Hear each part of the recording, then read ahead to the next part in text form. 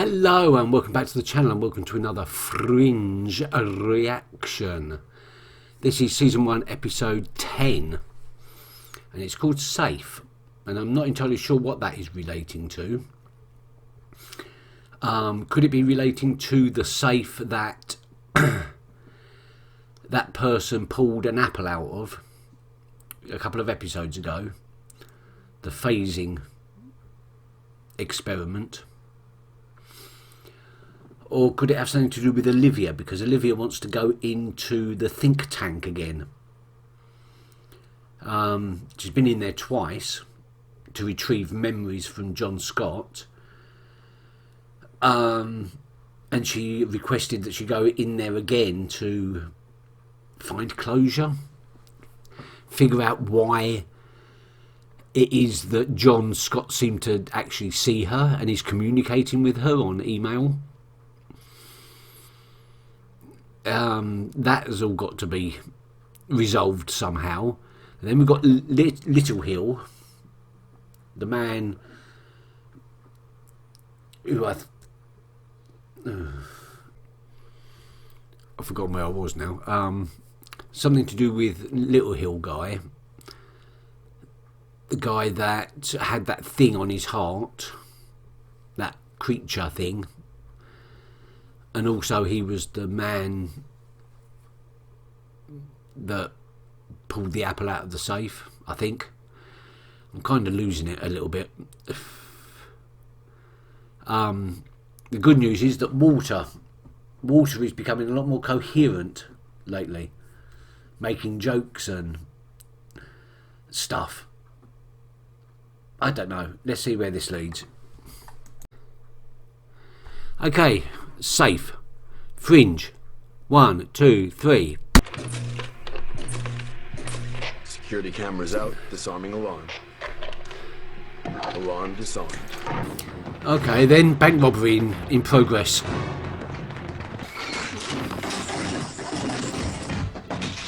This is a highly planned bank robbery as well. Oh, this is the it's going to phase through the safe wall. Where are we?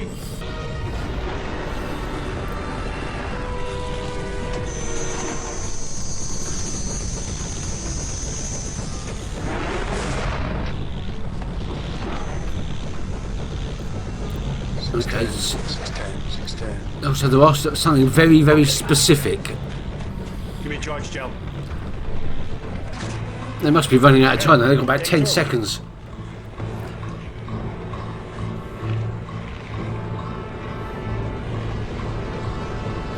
What if they get one of them's going to get stuck halfway through or something? 4, 3. We got 2 seconds. Oh. Come on, pull. Come on, push yourself through. No, you're out of time.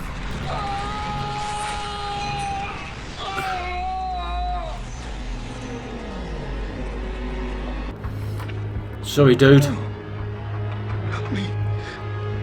Please. Let's go. So they're going to have... Olivia's going to have a hard time trying to work out that one. How a man's ended up dead halfway through a wall. Halfway through a safe wall. A thick reinforced wall. Clear the area, please. Oh. This is fascinating. Security guard was killed. The surveillance cameras disabled. So what do we have? Nothing. This incident may be related to a recent series of bank robberies. This would be the third. All in Philadelphia? First was in Cleveland, the second in Baltimore. I was in Baltimore. I remember a woman with particularly large breasts. Okay, Each time, fine. the only thing that's been taken has been a single oversized safe deposit box. Just when you thought things couldn't get any weirder. Oh yeah, well, we're only 10 episodes in. I think things are going to go a lot weirder. Please come in. I somehow knew that we hadn't finished with him. The scale of... we're looking for an electric saw, preferably variable speed with an easily replaceable blade system. What are you cutting, wood? Human tissue, flesh and bone. It's more sinuous than you may expect. It's really not that dire. Thank you. Yeah, she's going to phone the police. No need to call the police. She's calling the police. Listen, as you know, we only have so much time, so... Yes, they said that the job in Philadelphia was successful. Good. Please tell them the following. They are to wire Mr. Loeb another $100,000 and to inform him of the location of the next item. Okay, so it's a single item split up into multiple pieces. Just items that I will need upon your next visit. My people will provide them for you. He's creepy, that guy. He's not interested in his own release, he's only interested in running his empire.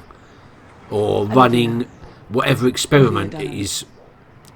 We have met before. Who, you and I? Yes. We had dinner here. You were in my house. No, it took me a little while to remember because it was so long ago, but Raoul and I met at Camp Pendleton, and we had dinner here the night that he became first lieutenant. No. You weren't here. Susan, I'm sorry, but I was. And you were a wonderful host. You made pot roast. And it burned, yes. And that piano was actually in front of the window. That wasn't you, though, was it? Here. Is she remembering Yes, somebody else's I remember, memories? but it was just me, Raoul, And John. Who? You're remembering John. Raoul's friend from Pendleton, John. John who? John Scott. She's become merged with John's memories. Your pupils are dilated. It's a symptom of high stress. Unless you're using hallucinogens. Are you tripping, Agent Dunham? Walter. He really likes his drugs, doesn't he? I didn't recognize Raoul Lugo. John Scott did. You're confusing John Scott's memories. With my own. So you never met this guy? No. But I could have sworn I did. So they're getting one object that is split into multiple pieces, or they're getting multiple objects. Nice job. Are you ever gonna let us see what's in these boxes? I don't think so. We've hit a dead end trying to reconstruct John Scott's memories. If we push further, we risk destroying the fragments we're trying to retrieve. Not to place any undue pressure on you and your team, but we're in a race against highly motivated individuals, and right now, John Scott is our only advantage. Understood. Where you been? I've been working. Where have you been? I've been buying rights for Walter's toys.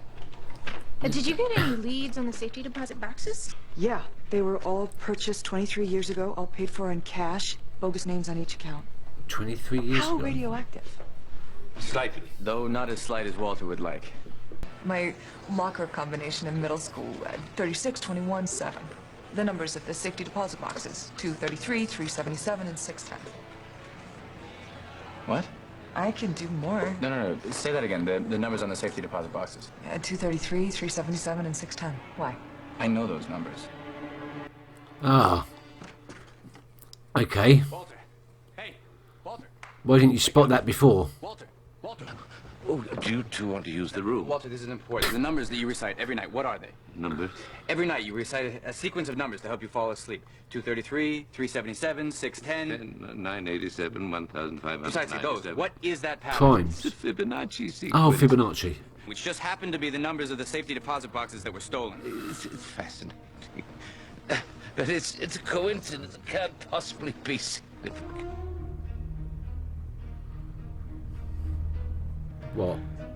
The safety deposit boxes are mine. They're yours. Oh, well, that really puts the cat amongst the pigeons, doesn't it? So, what did you stash there? Agent Dunham's. They must have somehow shared consciousness. If that's the case, it would suggest that some of John Scott's memories, perhaps the very ones we need, are in Agent Dunham's mind. Oh, what are you going to do now then, eh? Kidnapped Agent Dunham? You can't do that. If you were going to rent a safety deposit box in Providence, what bank would you use? Providence, that would have to be the Fairmont Savings Bank off Westminster Street. It's the only one with safe deposit boxes big enough for my purposes. Ah, there you go. Well done, sir. The Fairmont Savings Bank off Westminster Street.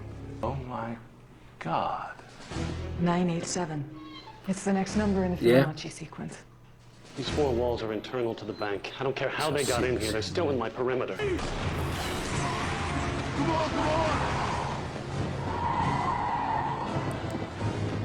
You got it, you got it! Right there, they're on your back. Let's go! Let's go! No. You've lost another man. This is Francis. ID number 31556. I need a bolo and a black cargo van heading south on Westminster. License plate number 105. Damn it! Shut up. Scrub down and take your shots. I want this box open now. Not until you show me what this is all about. Oh, starting making demands. That's not going to win you any favours. Very good.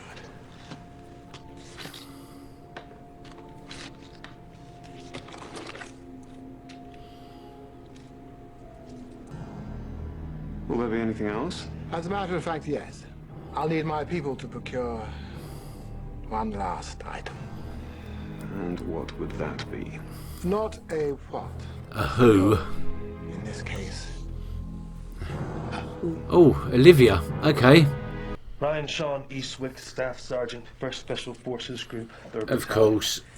2986. Well trained in not giving up information. You're not a POW, Eastwick. You're a criminal. Look at his hands. They look a little jittery. She's wearing them down. No, I don't think so. That looks physiological. Right. Let me see if any of this rings a bell for you. You've been shaking uncontrollably. You vomited at least twice in the last 10 hours, and this morning you found hair on your pillow because it's starting to fall out. What's wrong with me? Radiation poisoning. Right now you're in the walking ghost phase, which I suggest you enjoy because it's a hell of a lot better than the intestinal bleeding, delirium, and coma phase you're going to hit in a couple of days. Ooh. You violated the laws of physics, Mr. Eastwick, and Mother Nature's a bitch. Are you going to help me or not? Not until you talk. Actually, Ryan, no. What I'm gonna do is I'm gonna go on the other side of that glass and I'm gonna watch you bleed out. Unless you tell me everything I need to know. I swear I don't know what he's doing. He's going to a field in Westford. A field? What field? I don't know! Look, man, you gotta help me, all right? I need some medicine, okay? Some specialists. Please, you gotta help me. There's an abandoned airstrip out there. It's called Little Hill Field. Little Hill. Little Hill. It's the code word that Joseph Smith gave to David Robert Jones in a case a few weeks ago. The guy from the German prison? It can't be a coincidence, Charlie. It's in Westford, just off Route 3. Okay, it's time to come together. In here, I've been saying that for weeks. You nearly died when you were a boy. You started bruising, then your kidneys failed. Doctors didn't know what it was. The closest diagnosis was hepia. It's a rare form of bird flu that hadn't been around for decades. It became consumed with saving you, conquering the disease. So In my that's... research, I discovered a doctor, Alfred Gross. But there was a problem. He had died in 1936. Oh. So I designed a device intended to reach back into time to cross the time-space continuum and retrieve Alfred Gross, to bring him back with me to fix you, my dying son. Before I could test it, you started to recover. No need. The doctor said it was a miracle. But the science behind it, in theory, it would work. In theory, it could retrieve anyone from anywhere. Well, in theory, everything works. It's in practice whether it works or not. That's the key. So we're talking about time travel now, or time manipulation. Really breaking the laws of physics now, aren't we? 49.1. So who are they going to try and bring back? 95 degrees north. 0.91, 6092. I have the appeal request all prepared and ready to go. All I need is You're gonna die. Signature. Live.